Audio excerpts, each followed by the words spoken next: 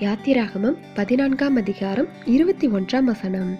அப்பொழுது கர்த்தர் முழுதும் பலத்த கீழ்காற்றினால் சமுத்திரம் ஒதுங்கும்படி செய்து அதை வறண்டு போக பண்ணினார். கிறிஸ்துவுக்குள் அன்பானவர்களே, தேவன் தம்முடைய ஜனங்களுக்காக எவ்விதம் கிரியை செய்கிறார் என்பதை இங்கு காணலாம்.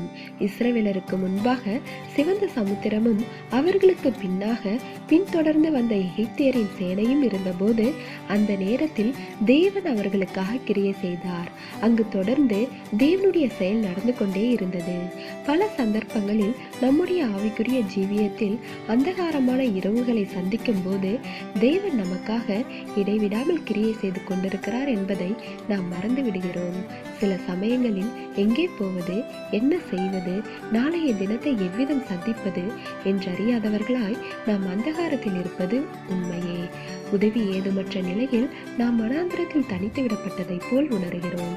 ஆனால் அந்த இரவு முழுவதும் நமக்காக கிரியை செய்ய அற்புதமான தேவன் நமக்கு இருக்கிறார் என்பதை மறந்துவிடக் கூடாது.